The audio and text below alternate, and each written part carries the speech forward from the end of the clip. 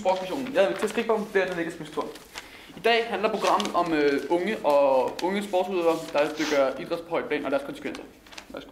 Vi har derfor valgt at interviewe 2 elever, som begge over gymnasier, som har eller har haft idræt på højt plan.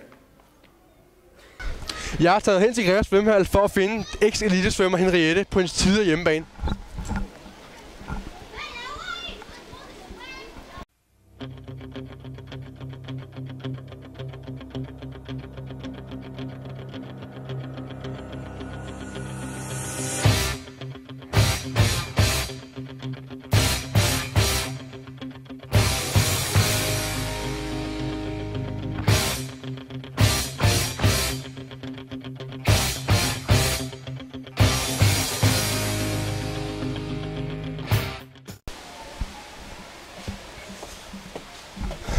Der har vi hende. Henriette? Hej. Hej, hvordan går det? Det går godt. Det er din gamle hjemmebane her. Savner du det lidt? Ja, man savner det en gang imellem.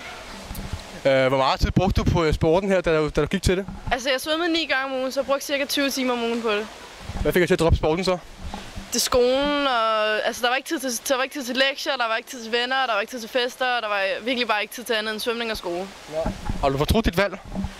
Altså, indtil videre nej. Det har jeg ikke. Hvilke ulemper var der, eller da du gik til det på så højt plan?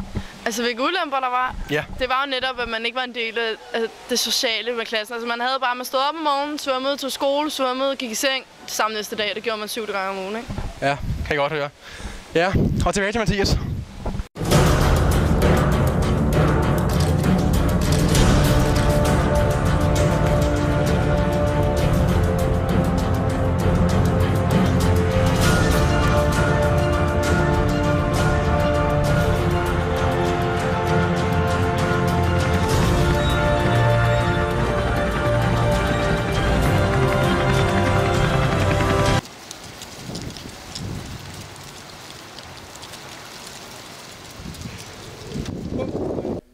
Vi har valgt at interviewe cykelrytteren Anders Fynbo, som bruger største del af sin tid på sporten. Og Anders, hvor mange gange om ugen træner du? Jeg træner 7 gange om ugen, så der går meget tid med det. Det er jo næsten hele din tid, der går på det. Og hvad er ulemperne ved sporten så? Jamen, ulemperne ved sporten, det er, at man ikke har så meget tid til overs til det sociale. Fester bliver tit aflyst, fordi man skal altid træne, så er der enten en udlandstur eller ekstra meget træning på programmet. Og lektier, dem har man sjældent tid til, så det bliver sent på natten, man sidder og knokler med dem, når træningen er slut. Ja, okay. Men hvad er det, der får dig til at bruge så meget tid på sporten så? Det er, at jeg har... det er ligesom nogle ryger, ikke? Jo. Og de er afhængige af, og så kan man sige, det er ligesom mine stoffer, der gør, at jeg bliver afhængig af det sport. Jeg synes jo, det er det fedeste at cykle, og jeg vil rigtig gerne blive den bedste, og det er ligesom det, der driver mig til at træne så meget. Vi siger tak til Anders og tilbage til studiet. Niklas, hvad kan du så konkludere ud fra det her?